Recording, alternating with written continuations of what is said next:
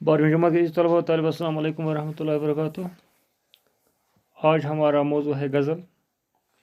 आपके इम्तिहान में गज़ल पर नोट लिखना होता है या गज़ल की इब्दा व इर्तिका पर नोट लिखना होता है। जैसे इम्तिहानी नुक्ते नज़र से ये एक अहम मौजू है। गज़ल के लफ्ज़ी मायने है औरतों से बातें करना या औरतों के मुतल्लिक बातें करना।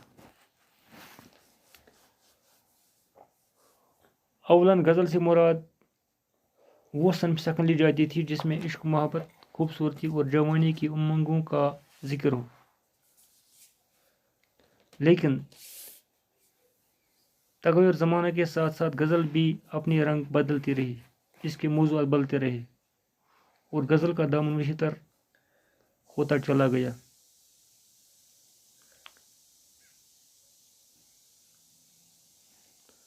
आज ये कहा जा सकता है गज़ल में तकरीबन हर तरह की बातें बयान की जाती हैं। यानी अब गज़ल के मौज़ूआत ज़िंदगी की तरह हमगीर हैं। शायद यही वजह है गज़ल आज भी उर्दू की सबसे ज़्यादा मकबूल सनफ़ सकन है। गज़ल तमाम दुनिया की शायरी में लासानी और सबसे ज़्यादा लचकदार सनफ़ सकन है। गज़ल की इब्दा अरबी शायरी के असर से हुई और फ़ारसी शायरों ने गज़ल को वाकई गज़ल बनाया। जिस तरह गज़ल में मज़ामिन की क़ैद नहीं, इसी तरह अशआर की तादाद भी मुकर्रर नहीं।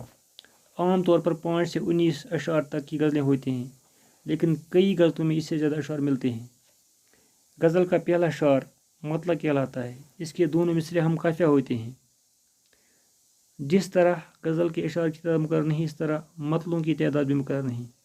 अगर गज़ल में दूसरा मतला भी हो तो उसे हुस्न मतला या ज़ेब मतला कहते हैं। गज़ल के आखिरी शार में शायर अपना तखल्लुस इस्तेमाल करता है। इस शार को मक्ता कहते हैं। गज़ल का सबसे अच्छा शार बैतुल गज़ल या शाह बैत कहलाता है। गज़ल के हर शार के मायने जुदागाना होते हैं। कुछ गज़लों में मौजू की वहदत पाई जाती है और शायर एक ही मौजू के मुख्तलिफ पहलुओं को तसलसल के साथ बयान करता है। इस तरह की गज़ल को गज़ल मुसल कहते हैं। जिस गज़ल में रदीफ न हो और सिर्फ उस काफ़िया हों, उसको गैर मुरद्दफ़ कहते हैं। वो बहर और रदीफ जिसके लिहाज से गज़ल कही जाती है, इसे गज़ल की ज़मीन कहते हैं।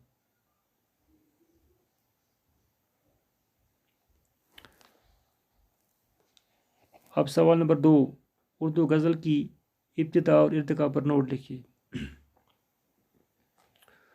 उर्दू गज़ल गोई का आगाज़ दक्कन में हुआ। सुल्तान मोहम्मद कली कुतुब शाह उर्दू के पहले गज़ल गो शायर हैं, लेकिन पहले बाशऊर गज़ल गो दक्कनी वली दक्कनी हैं, जिन्होंने उर्दू गज़ल को सरबुलंदी अता की। उर्दू गज़ल का बाकायदा आगाज़ वली से ही होता है।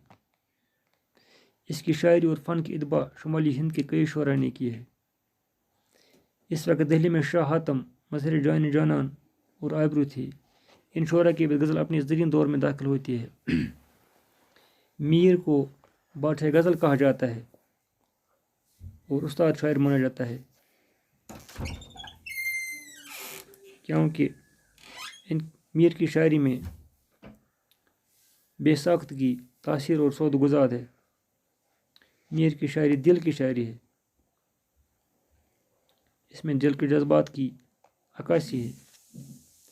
इनके हम असर सौदा और दर्द ने भी गज़ल की आबियारी की है। दर्द ने उर्दू गज़ल में तसव्वुफ़ का रंग भर दिया।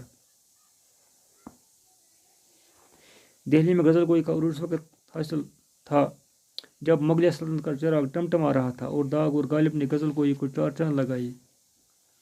दिल्ली उजड़ी तो शोरा ने लखनऊ की तरफ कोच किया।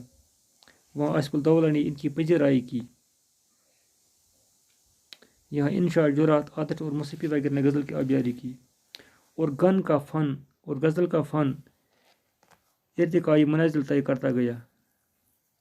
इस दौर में गज़ल ने लखनऊ की तहजीब का रंग कबूल किया और इसमें इब्तिज़ाल के आसार नमूदार होने लगे। दिल्ली की शायरी जो दिल की शायरी थी, अब लखनऊ की शायरी बदन की शायरी बन गई। इसमें खर्जियत शामिल हुई। 1857 کے انقلاب کے بعد حالات نے کروٹ لی اور صحت مند معاشرتی اور ادبی شعور رکھنے والوں کو یہ خیال پیدا ہوا کہ مروجہ غزل بے وقت کی راگنی بن گئی ہے، اس لیے اس کی اصلاح ضروری ہے۔ 20ویں صدی میں اس میں بہت سی اصلاحات کی گئی۔ غالب، ذوق اور مومن نے اس زمانے میں بڑا کردار نبھایا۔ غالب نے تو غزل میں نئے نئے مضامین شامل کیے۔ ذوق اور مومن نے بھی غزل کو خاصی جلا بخشی۔ مومن نے معاملات عشق کے حوالے سے غزل کو نئی جہتوں سے ہمکنار کیا۔ مومن نے غزل میں نازک خیالی اور لطافت کو بھر دیا۔ اس صدی کی آمد کے ساتھ ہی علامہ اقبال نے غزل کی دنیا میں انقلابی تبدیلیاں پیدا کی۔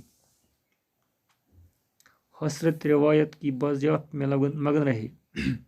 ترقی پسند تحریک نے شعراء کی سوچ اور شاعری کا انداز بدل دیا۔ گیم جوانان کی جگہ گیم دوران نے لے لی۔ مزدور اور غریب کی حمایت کے لیے غزل کو بھی لال وردی پہنائی گئی۔ فیض احمد فیض، جانثار اختر، مخدوم محی الدین، مجاز لکھنوی وغیرہ نے غزل کے ذریعے عوامی امنگوں کی ترجمانی کی۔ جدید کی آمد اور 1947 کے بٹوارے کے ساتھ غزل کا رنگ و آہنگ بدل گیا۔ اجتماعیت کی بجائے انفرادیت نے لے لی۔ امید پر نا امیدی چھا گئی۔ غم دوران کی جگہ غم ذات نے لے لی۔ ناصر کاظمی، شہریار، ندا فاضلی، بشیر بدر وغیرہ نے غزل میں نئی روح پھونک دی۔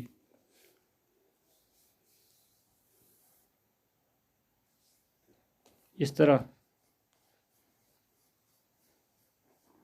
شعراء نے اپنے فکر انگیز کلام کے ذریعے صنف غزل کی گیسوئی خمدار سنوارنے میں مصروفیت دکھا دی۔ غزل عصر حاضر میں بھی اپنی پوری آبتاب کے ساتھ اردو شاعری کی مملکت پر چھائی ہوئی ہے۔ باقی شکریہ۔